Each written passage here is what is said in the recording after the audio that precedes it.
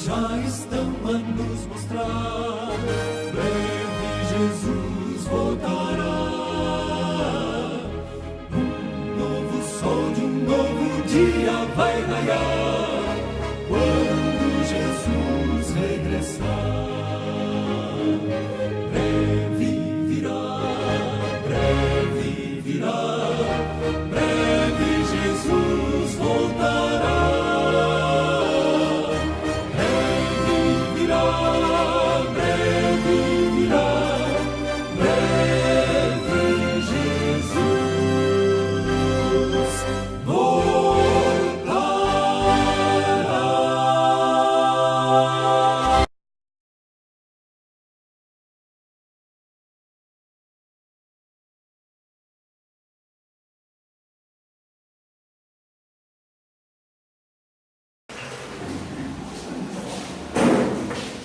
Boa noite a todos. Boa noite. Estou muito feliz de estar aqui. Já conheço algumas pessoas, né? E meu nome é Bruno, apelido da Montanha. Sou missionário da Verdade Presente.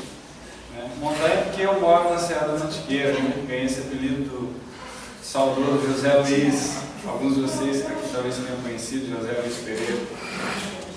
E foi ele que me ensinou esse trabalho de gravar DVD, de sair, distribuir nas ruas, né? De ir de casa em casa, fazer visitas. E desde então, do ano de 2012 até agora, 2018, graças a Deus, nunca parei. Sempre viajando, sempre levando a mensagem da Verdade Presente. E a irmã Priscila, que a gente chama de Pri do Advento, cheio dos apelidos esse povo. É o Breno Resistente, Pri do Advento. Então a gente entrou em comunicação, né? E estamos com grandes planos missionários, graças a Deus. As coisas têm contribuído para que isso aconteça, né? Principalmente os jovens que desejam ser missionários vão poder ter uma grande oportunidade, né? E depois eu vou falar mais sobre esse assunto, né? Acho que vai ter tempo aí de passar uma semana, né? Hoje o tema que eu vim trazer para vocês é um tema que a irmã havia me sugerido, né? Então eu criei esse slide, curas e milagres. Será que existem mesmo? E como saber se é verdadeiro? Da onde veio esse conceito, essa ideia de curas e milagres? A Bíblia é a palavra de Deus e aceitamos pela fé o que está ali, certo? Amém. Eu aceito a Bíblia pela fé. Né? Creio que todos os crentes, né, a mesma coisa. Existem nela histórias de reais milagres, curas, demonstrações sobrenaturais do poder de Deus. Isso aí, de ponta a ponta a Bíblia, você vai achar isso aí. Muitas curas e milagres. E aí, algumas pessoas no dia de hoje dizem ter o mesmo poder de Deus que tinha lá no passado, na época da Bíblia. Então essas pessoas dizem que usam o poder de Deus para operar um milagre, uma cura.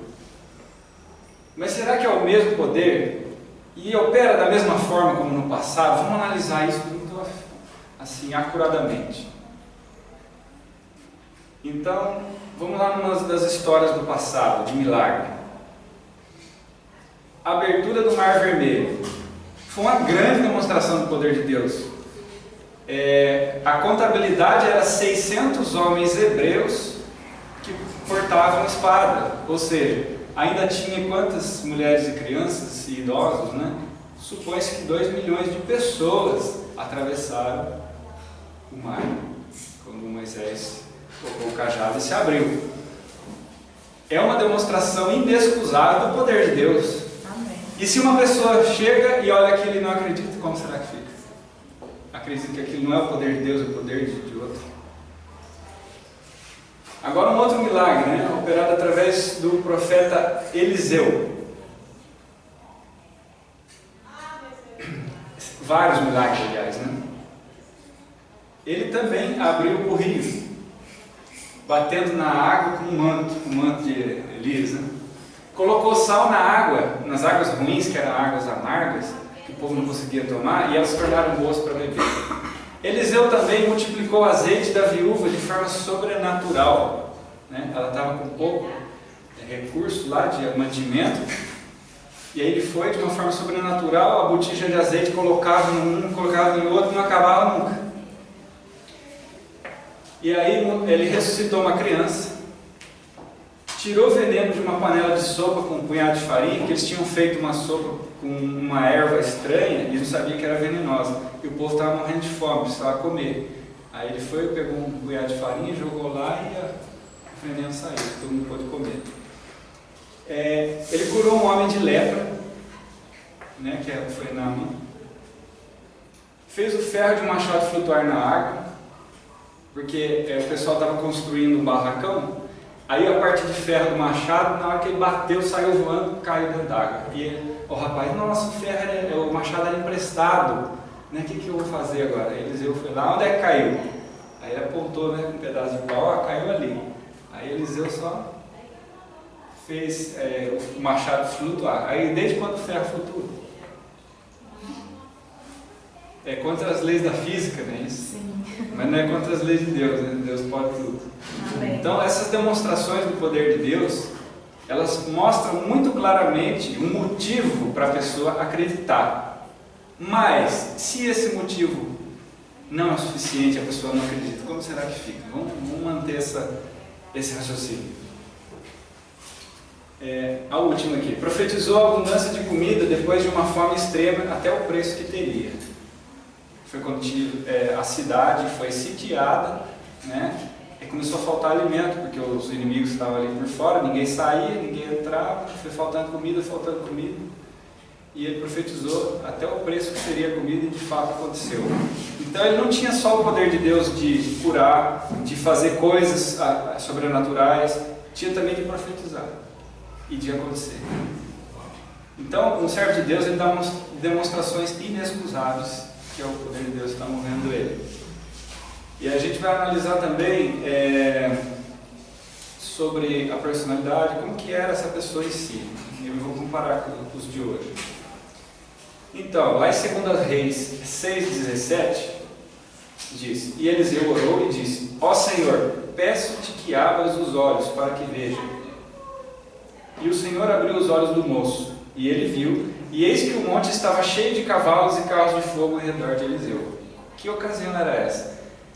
O rapaz que estava com Eliseu estava com medo, porque os inimigos, né, eram muito numerosos, e aí Eliseu falou: abre os olhos dele para ver quem que está guerreando por nós. Aí, o que é abrir os olhos? Eles começaram a ver os anjos, começaram a ver o mundo espiritual, e viram que os anjos de Deus estavam tudo ali, ó, pronto para a batalha. Mais uma demonstração do poder sobrenatural de Deus. Agora o detalhe do caráter de Eliseu. Olha o que ele fazia. Ele não cobrava pelos milagres. Era um homem simples e se contentava com o básico para sobreviver. Você não ia ver ele andando de carruagem de ouro por aí. Não ia ver ele vestido com as roupas de rei, nada disso. Um homem simples. Mas o seu aprendiz Geazi, ele quis receber recompensa por um milagre. Veja o que aconteceu. O general da Síria, Naamã, olha que interessante. Os sírios, eles eram, naquele momento, inimigos. Ele foi curado de lepra depois de que se consultou com Eliseu. Então ele foi procurar Eliseu, e Eliseu recomendou que ele se banhasse 7 vezes no Rio Jordão. A princípio ele ficou meio assim, mas acabou indo. Mas aí ele foi e cumpriu. Volta para mim. Imagina um homem que está sendo comido de lepra. Ele era o general do exército, era o homem mais importante ali no momento, né? Com certeza ele devia estar escondendo do povo aquilo lá. O povo ia ver uma fraqueza nele, né? Aí esse homem, ele precisava de um motivo espiritual para crer em Deus, mas como que ele ia crer em Deus se ele veio de uma nação estrangeira? Como que era esse negócio? Ele só tinha ouvido falar através de uma menininha que estava lá no palácio dele, que disse que na terra dela tinha um profeta que podia curar. Ele, desesperado, não sabia mais o que fazer, porque lepra é uma doença incurável naquela época, era tipo uma doença assim, devastadora que tem hoje, né, que não tem cura. Imagina assim, por exemplo, uma metástase, né, um câncer extremamente avançado. As pessoas falam, esse aí não tem jeito. Era o caso dele. E ele era um homem importante, e aí tudo isso acometendo na mente dele. Então ele estava sensibilizado para que quando fosse curado ele ia acreditar e aceitar tudo a partir do momento que fosse curado, né, por intermédio daquele que veio a cura. Se a pessoa vem e cura você, você vai fazer o que por ela? Tudo que você puder. Né? Então ele foi lá, se banhou no Jordão, aí ele quis dar um presente para Eliseu. Era muita coisa, ele tinha ouro, ele tinha coisas preciosas guardadas, ele queria dar para Eliseu. Eliseu não quis. Não é o poder de Deus, não é meu? Amém. Aí quando Naamã já ia embora, a uma certa distância, Geazi, o moço de Eliseu, que era o aprendiz de Eliseu, que era o homem de Deus, ele disse: eis que meu senhor poupou a este sírio Naamã, não recebendo da mão dele coisa alguma do que trazia. Vive o Senhor, que hei de correr atrás dele e receber dele alguma coisa. Olha a cabeça desse homem, né? Que artimanha que ele usou. Foi, pois, Geazi em alcance de Naamã, e vendo que alguém corria atrás dele, saltou do carro a encontrá-lo e perguntou: vai tudo bem, né?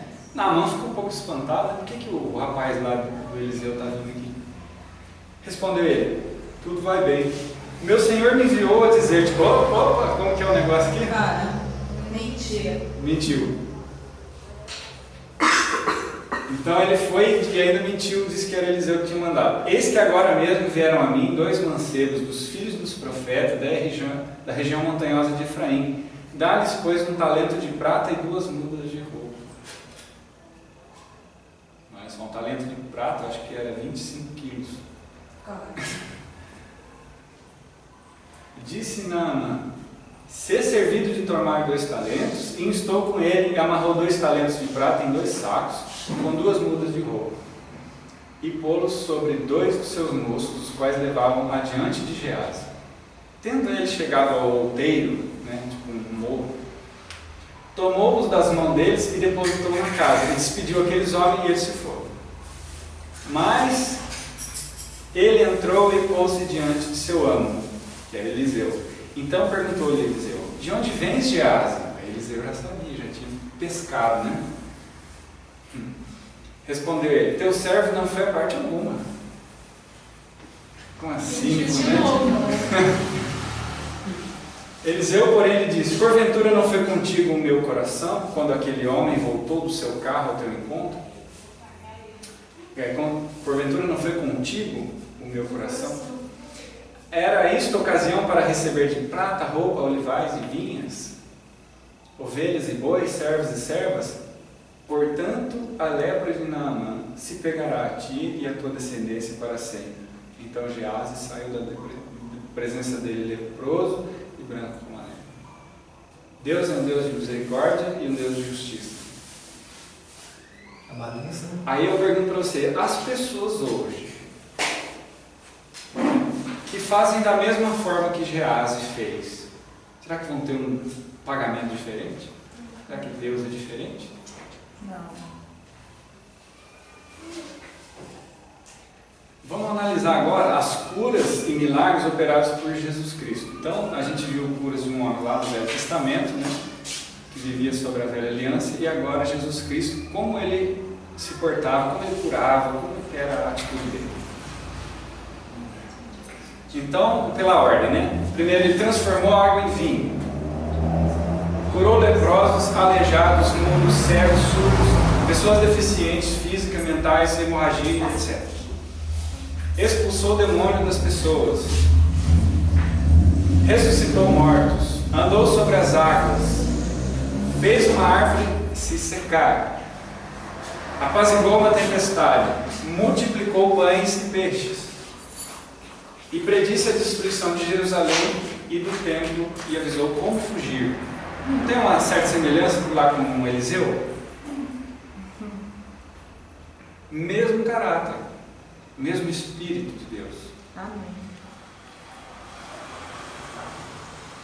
Vamos analisar o perfil de que tem poder de operar curas e milagres. Então, né, tanto Eliseu quanto Jesus Cristo, quanto qualquer outro dos profetas, eles tinham essas características. Em primeiro lugar, ele é humilde.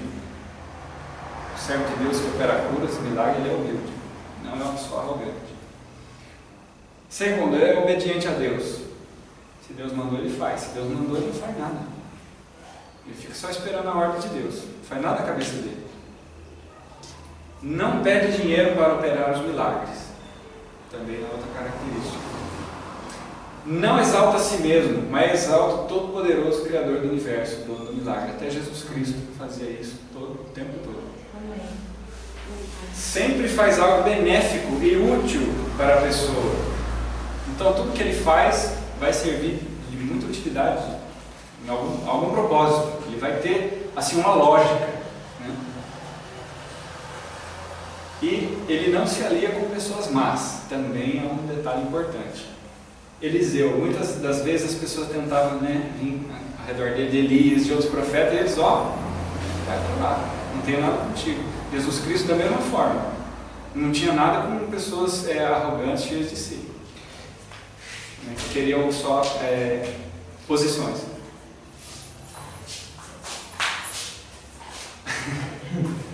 Agora vamos comparar os servos de Deus do passado com os que se dizem servos de Deus e operam curas e milagres.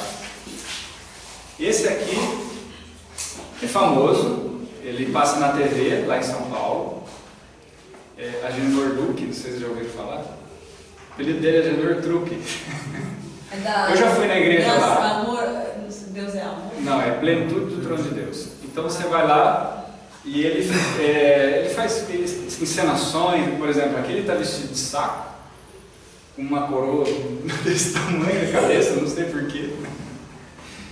E ele faz lá as encenações, vamos dar uma olhada.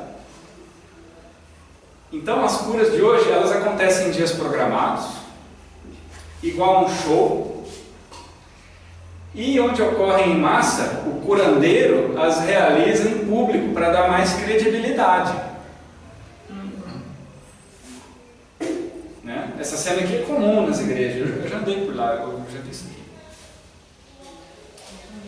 Então, até alguns utilizam métodos agressivos, histéricos, né? Você vê, está gritando aqui, pegando a pessoa, né? Balançando, tipo, fazendo como se fosse um trauma ali, psicológico na pessoa, entende? Eu não consigo ver os profetas do passado fazendo isso. Não tem nada escrito que eles fazem isso. Muito menos Jesus Cristo.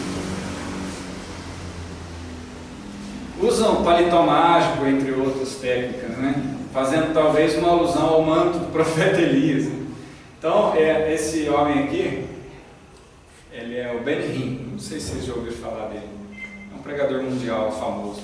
Ele chega com o paletó dele e sai batendo paletó em todo mundo, sai todo mundo caindo no chão. Aí eu pergunto, qual é o propósito disso? Que benefício, que utilidade tem você fazer as pessoas caírem no chão? Não tem motivo.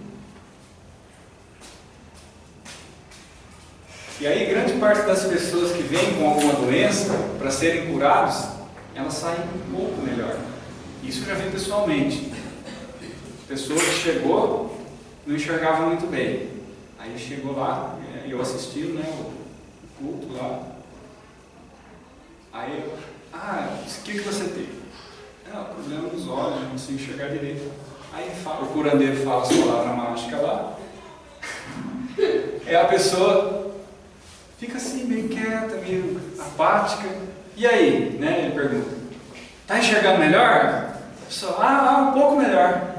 E eu fico pensando, um pouco melhor? pouco melhor. Né? A pessoa entra com a muleta. Aí ela sai andando assim, ela ergue a muleta e sai andando, estou andando, estou curado. E aparece desanimada, não está feliz, não está pulando de alegria. Saltando igual né? diz na Bíblia, né? Saltar. Então, como a gente lê lá na Bíblia, né? Quando os servos de Deus curaram o aleijado, mesmo de nascença, né? A pessoa que nunca andou, ele saltava de alegria e ficava completamente saudável, as pernas dele se reconstituíam completamente. Essa é uma cura genuína e verdadeira. Quando Deus põe a mão, é para fazer 100%, ele não faz metade, não.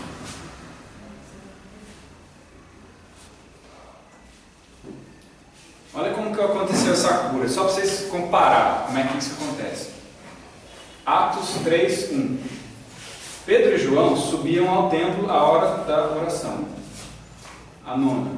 E era carregado um homem coxo de nascença, o qual todos os dias punham à porta do templo, chamado Formosa, para pedir esmola aos que entravam. Então as pessoas conheciam aquele homem desde que ele nasceu, e sabiam que ele não andava. Ora, vendo ele a Pedro e João, que iam entrando no templo, pediu que lhe desse o esmola. Então, Pedro e João andando, e o aleijado pediu uma esmola para os dois. Os dois eram pessoas assim, humildes, não tinham o que dar para ele. Pedro e João, fitando os olhos dele, disse: olha para nós. E eles olhavam atentamente, esperando receber alguma coisa. Então ele estava esperando uma moedinha, alguma coisa, de Pedro e de João.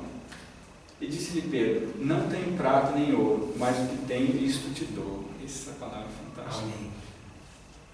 Em nome de Jesus Cristo de Nazaré, manda. Amém. Nisso, tomando pela mão direita, o levantou imediatamente, e seus pés e artelhos se firmaram.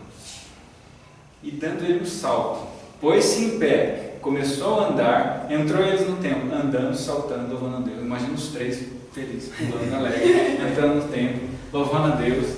É uma cena completamente diferente das que você contempla por aí. Isso eu garanto para vocês. E todo o povo, ao vê-lo andar e louvar a Deus, reconhecia como o mesmo que estivera sentado a pedir esmola à porta formosa do templo. E todos ficaram cheios de pasmo e assombro pelo que ali aconteceu, que foi algo sobrenatural. E se esses milagres não são operados pelo poder de Deus, né, esses falsos milagres que a gente vê por aí, quem que opera então? Porque, de fato, você vê que algumas pessoas, elas entram com uma lesão e saem sem ela, entram com um probleminha e saem mais ou menos. Alguma coisa acontece, mas como é que isso acontece? Que poder eles usam? Vamos ver se isso é possível, né? Apocalipse 13:14 diz: e por meio dos sinais que lhe foi permitido fazer na presença da besta, enganava os que habitam sobre a terra. E lhes dizia que fizessem uma imagem à besta, que recebera a ferida da espada e vivia. E Apocalipse 16:14 diz: pois são espíritos de demônios que operam sinais. Aí você já vê que tem esse poder ali. Só que não é o poder de Deus, não. Os quais vão ao encontro dos reis de todo mundo, para congregar para a batalha no grande dia do Deus Todo-Poderoso. Mateus 24 diz: porque hão de surgir falsos cristos e falsos profetas, que farão grandes sinais e prodígios, de modo que, se possível for, enganariam até os escolhidos. Então, até o povo de Deus, se não ficar percebido, cai na lábia desse povo de careta por aí. E esse Nico, cuja vinda é segundo a eficácia de Satanás, com todo o poder de sinais e prodígios de mentira. Então, eles operam algum sinal, sim. Agora, é tudo de mentira, é tudo enganoso. E eu vou mostrar para vocês de que forma eles fazem isso, através de uma revelação. É de Ellen White, né? Mateus 7:21. Nem todo que me diz Senhor, Senhor entrará no reino do céu, mas aquele que faz a vontade do meu Pai que está no céu. Então, quantas igrejas que existem agora no nosso país, né? 33 mil tipos de denominação evangélica. Para mais agora, né? Porque essa estatística já é antiga. Cada uma fazendo uma coisa mais maluca que a outra. Tem que superar a outra, né? Pra conseguir mais. É gente caindo no chão, Adeptos. né? É uma desordem, Mais gente extravagante, mais pirueta, interessante. pulando, e é Terrível. uma coisa sem sentido, porque tudo que os profetas de Deus faziam era com benefício. A gente vê também assim, quando antigamente as pessoas glorificavam a Deus depois de ser curadas, não a quem tinha feito a cura. Exatamente. Não é, obrigado Pedro, obrigado não é obrigado Deus. Hoje ele já vai, não, foi Valdomiro, a toalha de suor dele que me curou. É uma coisa meio... Mateus 7:22. Muitos me dirão naquele dia: Senhor, Senhor, não profetizamos nós em teu nome? Olha que mais tem aí profeta, viu? Em teu nome não te expulsamos os demônios? Vixe, é o que mais tem ainda, mas tem mais ainda, gente expulsando demônio. E em teu nome não fizemos muitos milagres? Porque eles realmente acreditam que estão fazendo milagre em nome de Jesus. E eles vão dizer isso aqui.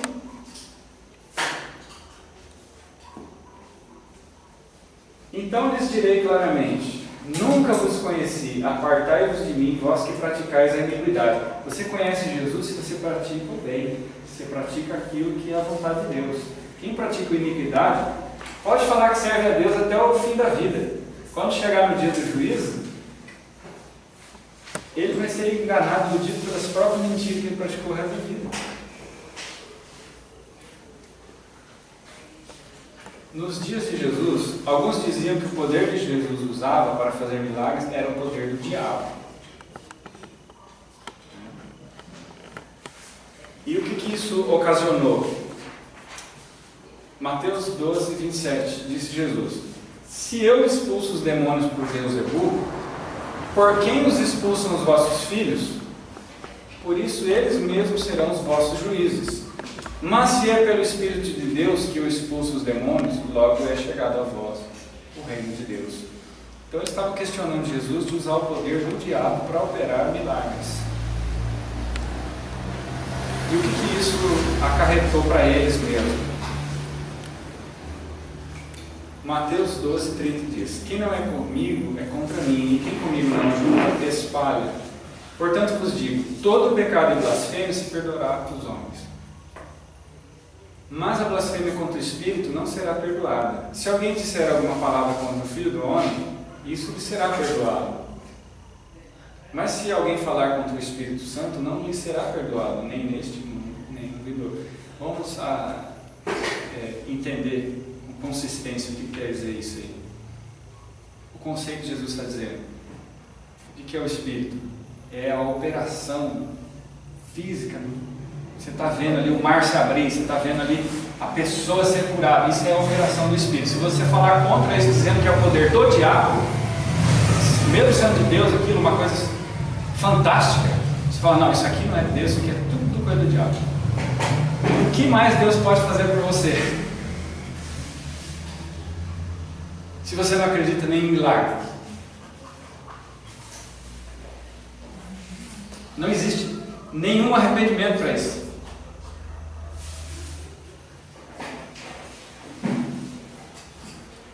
Nos dias de hoje existem tantos falsos milagres que as pessoas não sabem discernir qual seria o poder de Deus e o de Satanás. Está muito difícil para eles discernir. Não sabe o que é uma coisa e o que é outra. Se houvesse um grande milagre da parte de Deus diante de uma multidão, vamos supor que nos dias de hoje abrisse o mar de novo, acontecesse a mesma coisa que aconteceu lá no tempo de Moisés, né? O que ia acontecer? Muita gente ia acreditar e muita gente não ia acreditar que aquele é o poder de Deus. Tem um outro grupo aí que ia dar crédito a Moisés, não a Deus. Vamos ver a consequência disso. E as pessoas não acreditassem pensando que é o poder do diabo, então muitíssimas pessoas seriam condenadas para sempre por sua incredulidade e dureza de coração. Pensa na misericórdia de Deus dessa geração. Deus não opera esses grandes milagres mais hoje, da forma como fazia no passado, porque hoje é a pior geração, é a geração de mais dureza, de mais incredulidade. Se ele fizer isso, ele vai condenar milhões. porque vão atribuir os feitos de Deus ao diabo.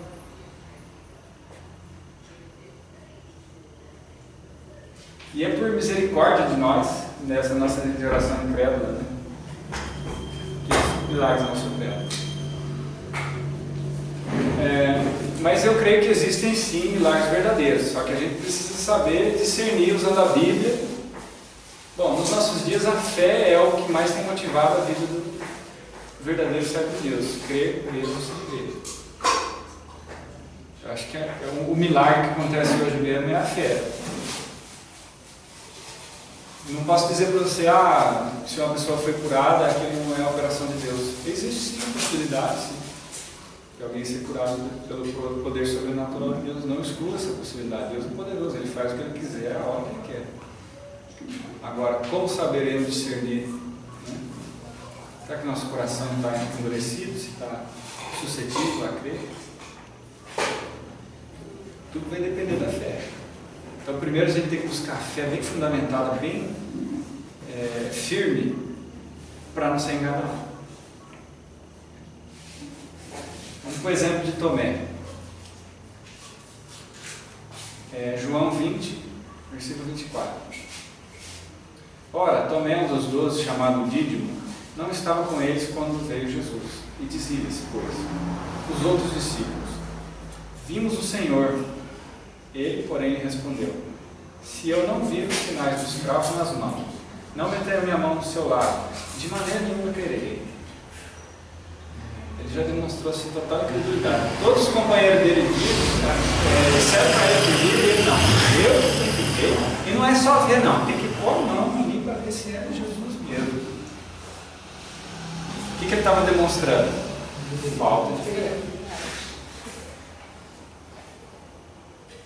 8 dias depois estavam os discípulos outra vez ali reunidos e Tomé com eles. Chegou Jesus estando as portas fechadas. Olha só, entrou de forma sobrenatural. Como que alguém entra num lugar de porta fechada? Ele apareceu no meio dos discípulos. Pôs-se no meio deles e disse: paz seja convosco. Eu acho que é um motivo suficiente para você acreditar, né? Com certeza. E Jesus fez isso de propósito. Depois disse a Tomé: chega aqui o teu dedo e vê as minhas mãos, chega a tua mão, mexe no meu lado, e não seja mais incrédulo, mais crente. Respondeu-lhe Tomé: Senhor meu e Deus meu. Disse-lhe Jesus: por que me viste, creste? Bem-aventurados que não viram e creram. Olha a misericórdia de Deus para nós hoje. Você vai ser mais recompensado por não ver as coisas e crer do que aqueles do passado que viram os milagres. Porque a fé agrada a Deus.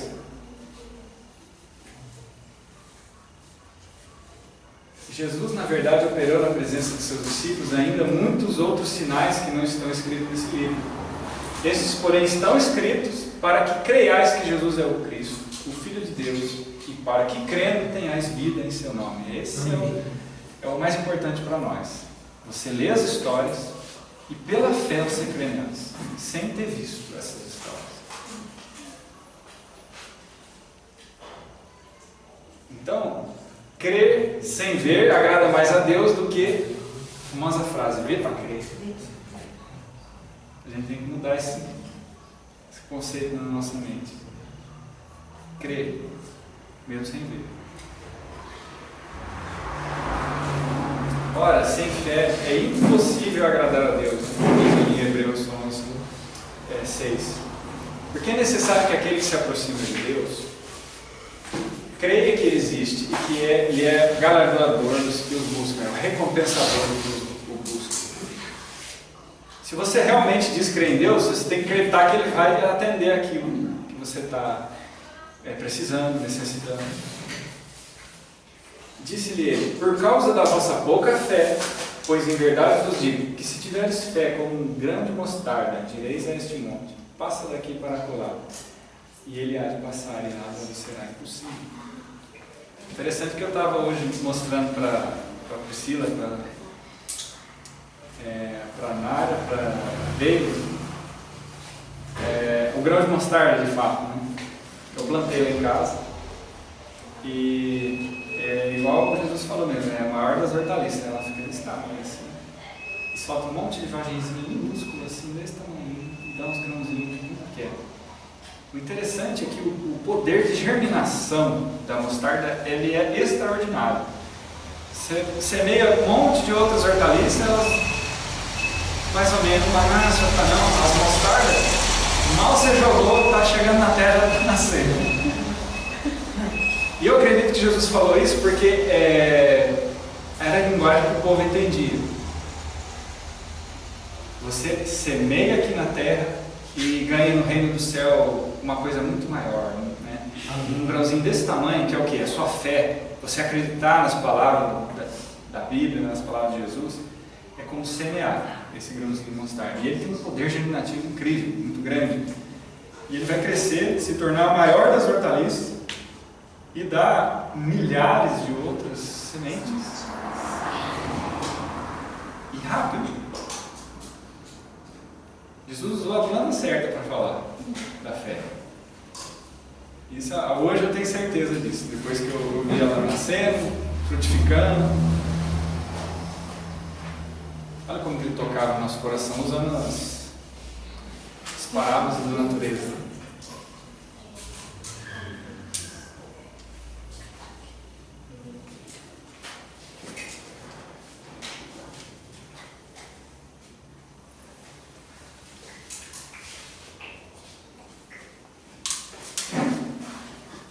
Eu tenho aqui alguns textos complementares que eu acredito que vai ser de muito valor. Esses textos são de alguns livros de Ellen White. Ellen White foi inspirada por Deus para essa geração. Por quê? Ela disse que se nós soubéssemos ler a Bíblia, não precisávamos dos escritos dela. Mas como a nossa geração não sabe ler a Bíblia, não sabe interpretá-la, não tem uma convivência íntima, não desenvolve fé suficiente, então a misericórdia de Deus para a nossa geração foi a seguinte: Deus sabia que as trevas da nossa geração seriam tamanho, livros de todo tipo contando todo tipo de mentira, falsos profetas para todo lado. Então ele precisou enviar uma grande quantidade de luz, uma grande quantidade de discernimento, entendimento. E ele usou uma mulher que na época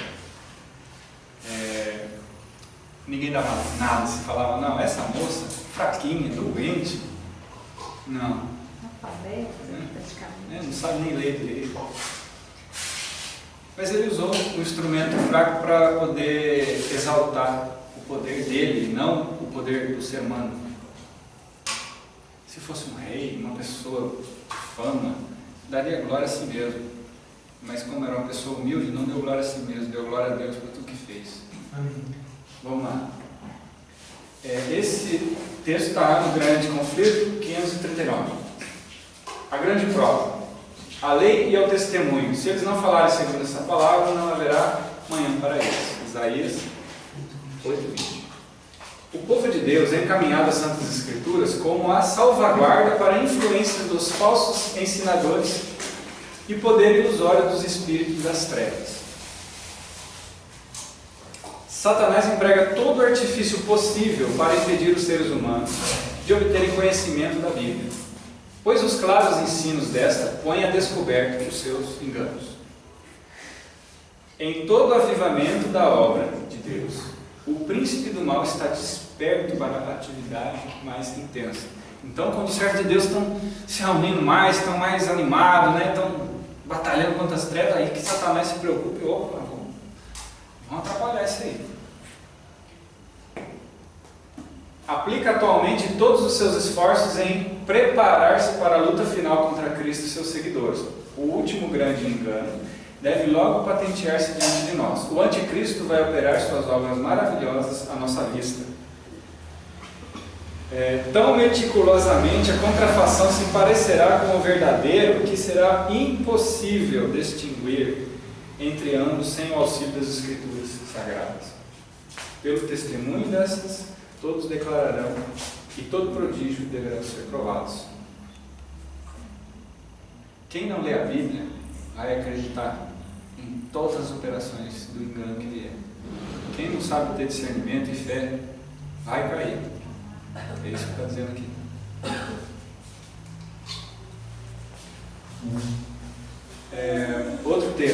por que não depender apenas dos milagres? Milagre não é uma coisa aparentemente muito boa para convencer as pessoas? Aparentemente sim. Né? Uma coisa boa, né? O homem que torna a operação de milagres a prova de sua fé, verifica que Satanás pode, por meio de uma variedade de enganos, efetuar prodígios que parecerão genuínos milagres. Então, se você baseia assim a sua fé no milagre, você fala assim: eu só vou acreditar se houver milagre. Se Deus não fazer um milagre aparecer na minha vida agora, eu não vou acreditar. Aí o que acontece? Satanás tem poder de operar milagre. Ele vai operar um falso milagre e a pessoa vai acreditar na sanidade de Deus.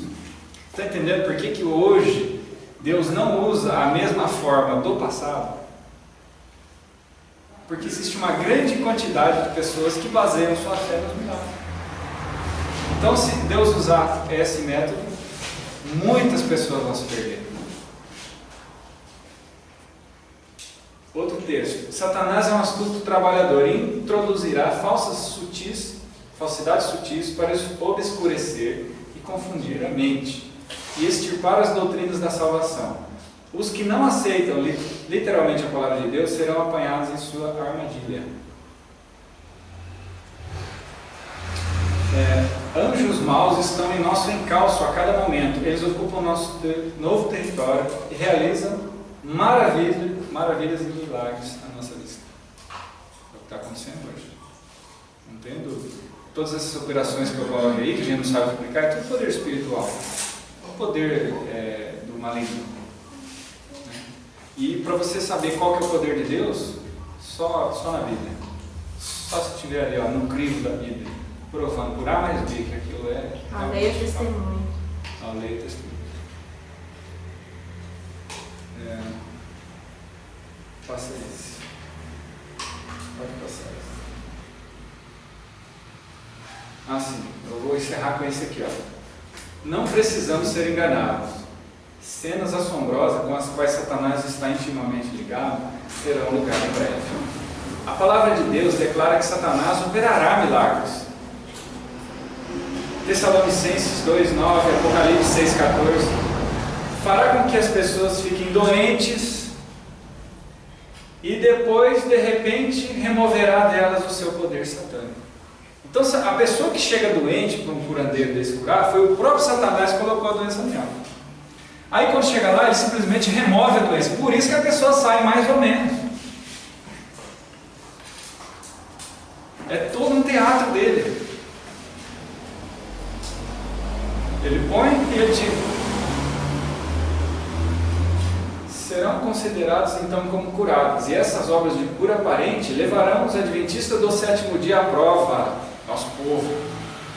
Isso é uma prova para nós. Né? Ela não está falando de prova para o mundo, não. Ela diz que o mundo tem caído já no engano mesmo. Agora, isso aqui é uma prova dos adventistas do sétimo dia. Muitos que tiveram grande luz deixarão de andar na luz porque não se tornaram um com Cristo. Se você é um com Cristo, você não vai cair nisso. Você vai olhar na Bíblia e falar: olha a pessoa que está fazendo. Olha a forma como que ele está fazendo. Não. O servo de Deus não fazia dessa maneira. Essa é a nossa salvaguarda. É a forma de você passar pelo teste, né, da lei do testemunho. Nossa, eu estou sentindo um calor. Lá na montanha não faz calor, não. Essas horas lá tá com a blusa fina já. Então essa é a mensagem que eu tenho para passar para vocês hoje.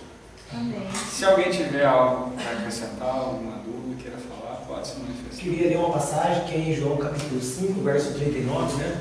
Se falou que devemos examinar... Pode ficar dizendo. Que fala assim, os irmãos querem abrir? Repete qual é o verso? João capítulo 5, verso 39. Em Lucas capítulo 4, quando Jesus Cristo foi levado para o deserto, Jesus Cristo usou a própria palavra contra Satanás, assim está escrito. Então nos últimos dias Deus quer usar pessoas como nós, pessoas simples, para usar, assim está escrito também. Examinais as escrituras, porque vós cuidais ter nelas a vida eterna, e são elas que de mim testificam. Amém? Amém. Deus seja louvado.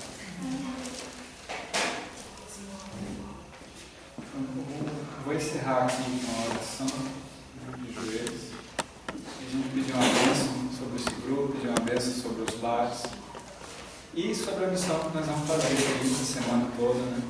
Amém. E quem tiver ideia, sugestão também para essa missão, pode procurar eu, procurar a Priscila, né?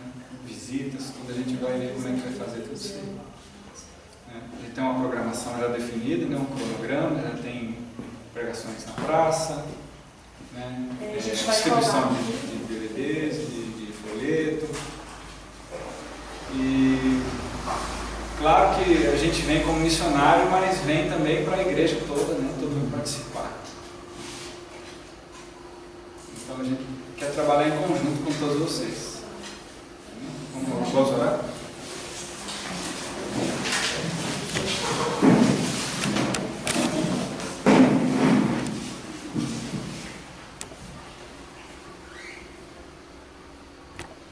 Senhor Deus, nosso Pai, Criador dos céus, da terra, do mar, das fontes das águas.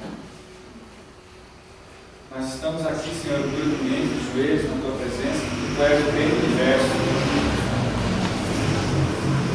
Nós louvamos o Teu nome, agradecemos, porque não há outro Deus que possa fazer as maravilhas que Tu fazes.